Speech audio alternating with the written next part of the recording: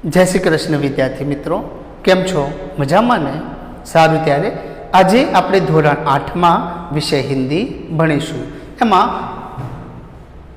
बीजो पाठ है कच्छ की सैर, एटले के कच्छनी मुसाफरी। इस पाठ के लेखक है हरीश ढोलकिया। इसका साहित्य प्रकार है यात्रा वृत्तांत। यात्रा वृत्तांत एटले कोईक जग्याए आपणे फरवा माटे गया होय अने एनो आपणे वर्णन कर्युं होय अने जे लख्युं होय तेने कहेवाय छे यात्रा वृत्तांत। एक बार आपणा लेखक हरीश ढोलकिया कच्छ फरवा माटे गया हता।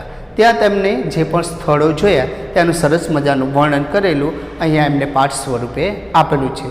सारुं, चालो आपणे जोईए।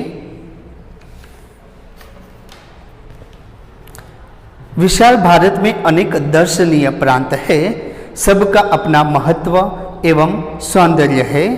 गुजरात उनमें से एक अनूठा राज्य है। गुजरात का एक विशिष्ट जिला है कच्छ, जो गुजरात का अत्यंत रमणीय प्रदेश है। यात्रियों के लिए कच्छ आकर्षण का केंद्र है। इसका पौराणिक महत्व भी कम नहीं। अनेक दर्शनीय स्थानों के वैविध्य के कारण इसे म्यूजियम यानी कि संग्रहालय कह सकते हैं। एटले के आपड़ा गुजरातनी अंदर कच्छ एवं है शहर के एनी अंदर बहु बधा स्थलों है जोवालायक। तो अपना लेखक पर त्या गया हता, त्या तेमणे जे पण स्थलों जोया तेनुं वर्णन अहींया थयेलुं जोवा मळे छे। कच्छ में प्रवेश करते ही हमें रेगिस्तान के दो भाग देखने को मिलते हैं, एक छोटा रेगिस्तान और दूसरा बड़ा रेगिस्तान। इन दोनों में रेगिस्तान जैसा कोई लक्षण नहीं दिखाई देता, रेत कहीं नजर नहीं आती, अतः यह अनूठा रेगिस्तान है। આપણે કચ્છની અંદર પ્રવેશ કરીએ ત્યારે આપણે કચ્છ બે ભાગમાં વહેંચાયેલું જોવા મળે છે, એક નાનું રણ અને મોટું રણ। પણ રણ તો ખાલી કહેવા પૂરતું જ, ત્યાં તેમને માટી સહેજ પણ જોવા મળતી નથી, એટલે કે રણ જેવું જોવા મળતું જ નથી। सामखियाली को हम कच्छ का प्रवेशद्वार कह सकते हैं। कच्छ की यात्रा यहीं से आरंभ होती है। यहाँ से उत्तर दिशा की ओर यात्रा का प्रारंभ होता है। रापर से धौलावीरा पहुँचते ही हमारी प्राचीन संस्कृति मोहेंजोदड़ो का स्मरण हो जाता है। यह स्थान 5000 वर्ष के अवशेषों का अंग है। इस प्राचीन नगरी के दर्शन से ही हम चकित रह जाते हैं। हमें प्राचीनता में आधुनिकता के दर्शन होते हैं। એટલે કે ભલે જૂનું સ્થળ હોય પણ તેની અંદર ઘણા બધા સુધારા વધારા કરેલા જોવા મળે છે, આપણે જોવું ગમે। सामखियाली से पश्चिम की यात्रा करते बचाव नजर आता है, जो बड़ा गांव है जैसे नगर। वहाँ से गांधीधाम औद्योगिक कारखानों का शहर है।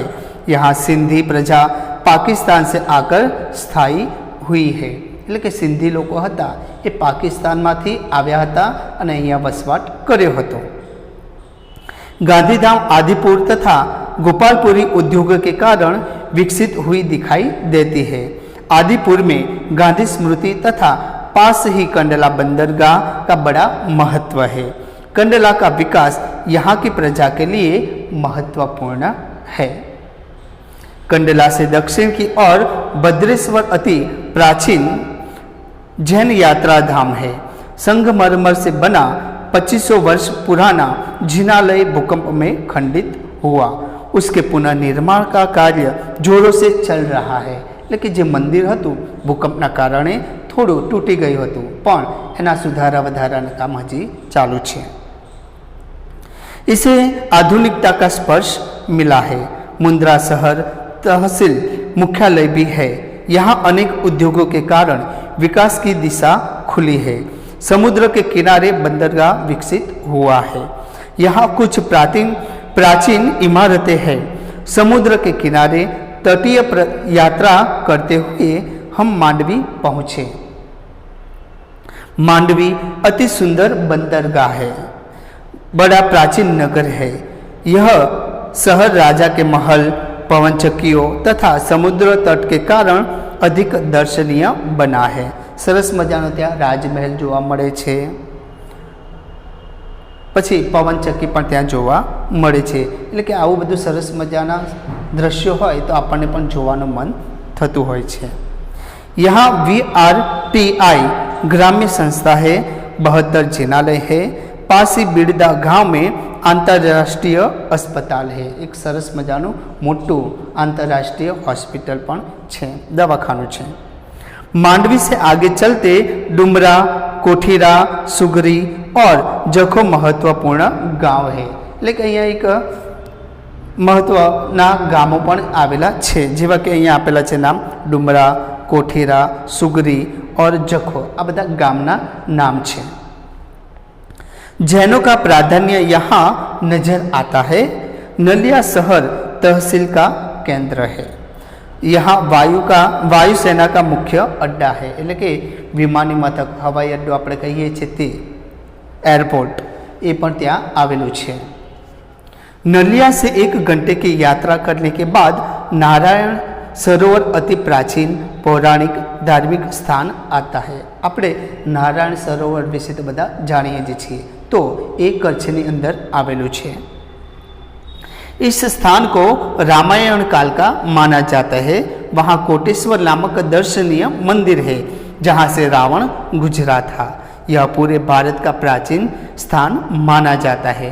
सूर्योदय और सूर्यास्त दर्शन यहाँ का बड़ा आकर्षण है। हवे आ मंदिर ने ए विशेषता है कि एक बार त्यांथी रावण हतो प्रसार थयेलो हतो एवं कहेवामां आवे छे। अने एक बीजी विशेषता है कि सूर्योदय और सूर्यास्तनो जे नजारो है ये जोवालायक है। नारायण सरोवर से आगे की यात्रा में लखपत आता है, जो अति प्राचीन स्थल है। गुरु नानक की चरण रज से पावन इस भूमि पर गुरुद्वारा है। एक समय का समृद्ध शहर आज जीर्णावस्था में होते हुए भी दर्शनीय है। जीर्णावस्था એટલે કે તૂટી ફૂટી ગયેલું છે, છતાં પણ दूर दूरથી તેને બધા જોવા માટે આવે છે। यहाँ एक किला है, उसके बगल में पानंद्रा खनिज संपत्ति के लिए प्रसिद्ध है। साथ ही विद्युत निर्माण का यह केंद्र है। विद्युत ज्યાં उत्पन्न કરવામાં આવે છે તેનું કેન્દ્ર પણ માનવામાં આવે છે। लखपत में मध्य कच्छ की ओर बढ़ने पर हाजी पीर मुसलमानों के लिए श्रद्धा का केंद्र आता है। यहाँ पीर की मज़ार है। रेगिस्तान की झांकी यहाँ से होती है। रेगिस्तान એટલે કે રણ પ્રદેશનો નજારો અહીંયાથી આપણને જોવા મળે છે। रास्ते में माता का मठ नामक धार्मिक स्थान है। मातानो मठ ए आशापुरा माताનું સરસ મજાનું સુંદર મંદિર છે। તમને પણ જીવનમાં ક્યારે મોકો મળે તો ત્યાં દર્શન કરવા માટે જોજો। जहाँ नवरात्रि के पर्व पर लोग पद यात्रा करते हुए श्रद्धा भाव से दर्शनार्थ आते हैं।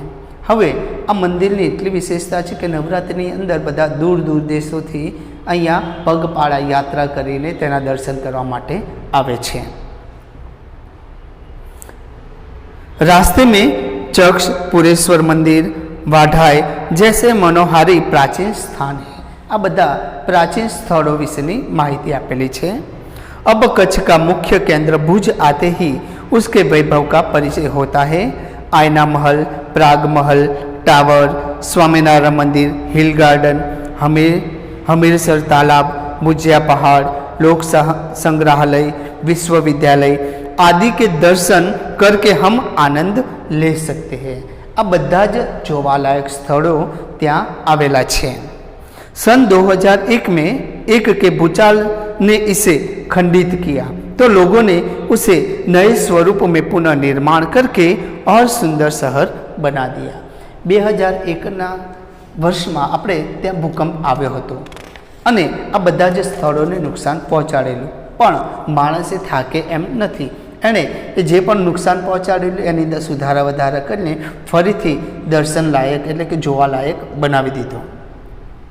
भुज से उत्तर दिशा की ओर खावड़ा में काला डूंगर है।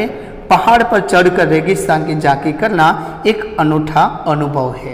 अब अहींया एक सरस मजानो अनुभवनी बात करेली छे कि एक पर्वत है, ये पर्वत परथी चढ़ीने जोईए तो आपणे रण प्रदेश जोवा मळे छे। सरकार एवं स्थानीय जनता द्वारा रणोत्सव का आयोजन होता है। देश भर से लोग यहाँ आते हैं। सफ़ेद रेगिस्तान को देखना एक दर्शनीय घटना है। એટલે કે સફેદ રણને જોવું એક દર્શनीय घटना એટલે કે બનાવ કહેવામાં આવે છે। भुज से अंजार भी जाया जाता है। आगे बढ़ते हुए सुजन संस्था में यहाँ प्रजा की हस्तकला का परिचय होता है।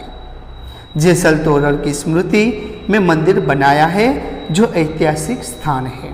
यहाँ से आदिपुर तथा गांधीधाम जा सकते हैं। सूरजबारी नामक स्थान से हमारी कच्छ यात्रा पूर्ण होती है जो अविस्मरणीय स्मृतियाँ छोड़ जाती है। એટલે કે આ બધા સ્થળો જોઈએ તો આપણે જીવનભર યાદ રહે છે। કહાં જાતા હૈ કચ્છ નહીં દેખા તો કુછ નહીં દેખા, એવું કહેવામાં આવે છે જે વ્યક્તિ કચ્છ ના જોયું હોય એણે દુનિયાનું કશું જ જોયું નથી એમ માનવામાં આવે છે। कच्छ गुजरात का गौरव है और दुनिया भर के लोगों के लिए किसी भी मौसम में दर्शनीय एवं आकर्षण का केंद्र है। એટલે કે કચ્છ એવું સ્થળ છે કે કોઈ પણ ઋતુની અંદર આપણે જોવા માટે જઈ શકીએ છીએ। સારું, ત્યારે તમને પણ જીવનની અંદર ક્યારે પણ મોકો મળે ત્યારે કચ્છના દર્શન કરજો અને એનું પણ એક સરસ મજાનું વર્ણન કરીને યાત્રા વૃત્તાંત તમે પણ લખજો। વિદ્યાર્થી મિત્રો, નોટબુકની અંદર આ પાઠના શબ્દાર્થ અને અભ્યાસ સ્વાધ્યાય તમારે લખવાનું રહેશે। નેક્સ્ટ લેક્ચરમાં ફરીવાર મળીશું, ત્યાં સુધી આવજો। જય શ્રી કૃષ્ણ।